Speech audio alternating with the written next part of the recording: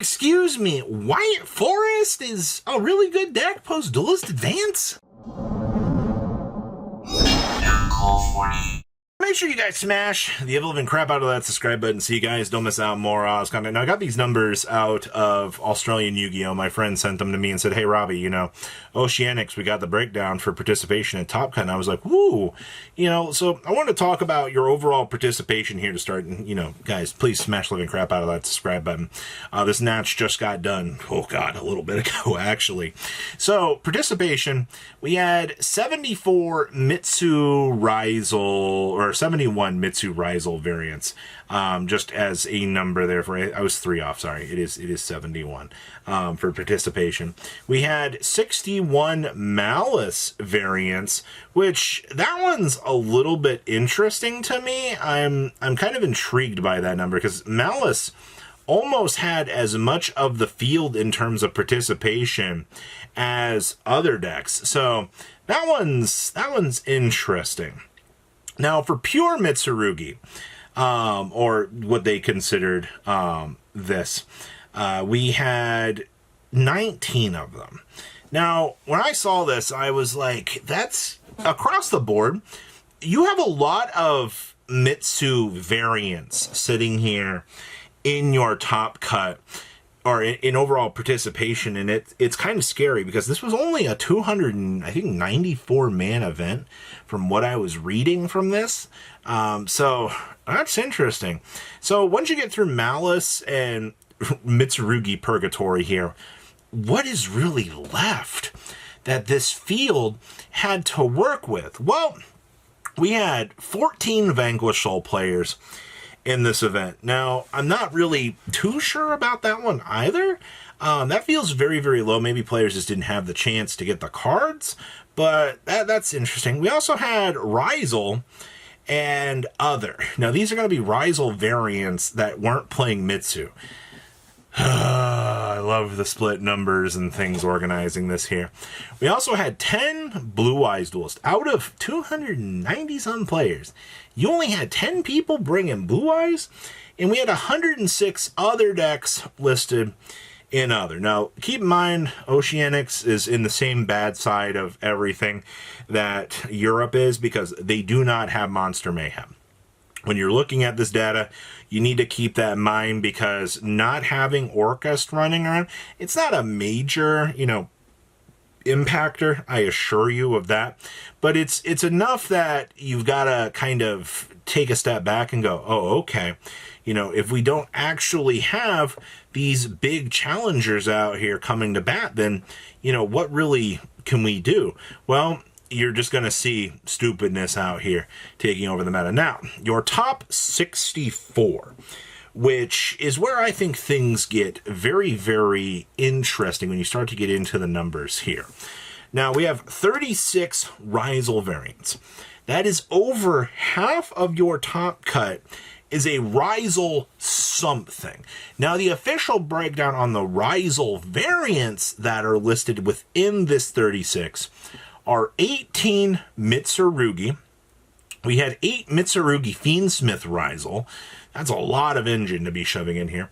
We had 6 Heraldic, and we had 4 people taking up the call of the Do-Do-Do stuff. So the Duelist Advance cards actually getting the chance to systematically work with this strategy in order to try to bring new life into the deck. Now, I am interested to see that, Do-Do-Do was supposed to be this package that was going to revolutionize Rizal. It was supposed to be the next best thing.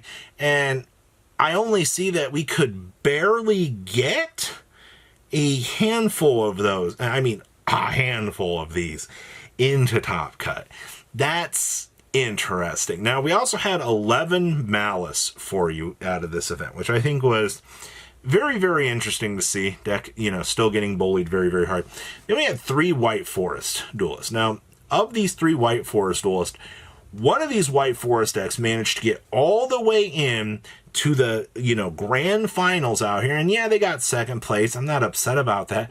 I'm more impressed that White Forest was able to climb its way out of the abyss because so many people considered White Forest to be a bad deck up until this point. And you're telling me somebody managed to get all the way up into a second place finish. Well, that's impossible, according to, some people. We also had 2 Memento Duelists getting a pretty good shine out here in your top 64. We also had 2 Blue Eyes. I love to see that. We also had 2 Crystron Duelists. I think once K9 touches down, we will really start to see some shift arounds in that. We also had 2 Mitsurugi Fiendsmith variants.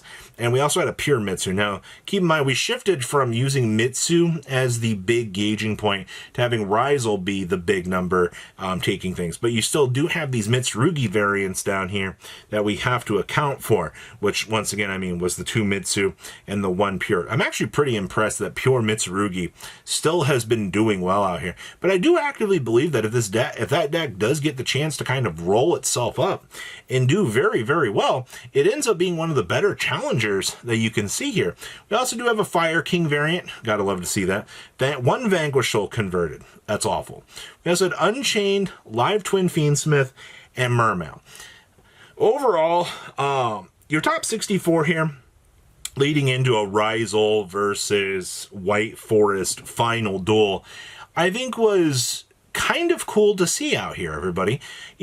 Granted, not having Monster Mayhem is a little bit of a disappointment to see, but I think you've got a pretty good idea of how the WCQ is probably going to be looking this upcoming week. I'm not going to say these are going to be the best results, but, minus a set of things, I think we have an idea of who we are going to be seeing out here as by far the better challengers in the room. Now, I have a few deck lists for you guys here. Now, make sure you guys enjoy these, because this was all I could find so far. I assume as the night and things go forward, we are going to see way more decks coming out of the woodwork here. Now, I do see the first things here. We're still playing 3 of the big ones. 1 of each of these tends to be a pretty normal thing. And of course, your Ryzel package. Oh wow, we've been reducing this. I feel like each and every time I look at a Mitsu Ryzel list, these numbers of these things just continue to shrink down. Now, I do see we're going with 3, 2, 1 on the rituals. I think that this is also fine. You don't really want to clog down too hard on this. Now, there's this. I see that we are playing Fossil Dyna with the Gallant Granite to be able to toggle on into this. And you know what? That's a pretty cool tech choice, actually. I appreciate the fact that, we can work with being able just to deploy, the 2 names, do everything we need to do, and then deploy a Fossil Dynapachycephalo. The last time that we saw this actually be a relevant idea, or somebody testing out the idea of this, it was the OCG using it with pendulums on the same premise of accessing the package off of the Gallant Granite to toggle into this, because you don't really need your normal summon. Everything else does it for you. So that's a pretty big one. And our last list here was a top finisher in the White Forest department. Now, it is not the winning list, but this will give you a little bit of an idea of what some other players were kind of thinking. Yes, we are rounding out at 45 cards here, which is fine. You also do see we had the Foolish Barrel goods there as well. I think having access to the goods in this build tends to be a little bit better of an option for this deck, just to kind of help you out with the toolboxing options that you want to see. Of course, we're going with the one as that here, triple the field spell. You also do see we're doing triple thrust in here. I think thrust being a very, very strong card to help you get into, the tag talents or any of the other blowout cards you're going to need is going to be very, very strong. You also still see that we are playing the subversion down here. I love the fact that the subversion does continue to be a card that we see more and more of these Snake Eyes Duelist side decking, because it ends up being very, very good just to help you out with those resources. Also, as Amina herself seeing a lot more play. I know a few builds weren't even really choosing to play the Azamina, but the fact that, Saint just toggles into this, I don't know why you're not considering playing the better blowout cards right now. It feels like it's way more crucially important to be considering what you need to be working with there. So, what do you guys think about these really, really strong options? Please leave a comment down below. Tell me what you guys think, and I will see your beautiful faces back here in a day, guys. Patrons, thank you.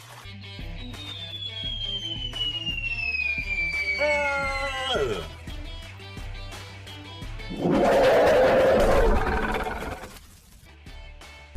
Thank you so much for watching. Check out these other videos.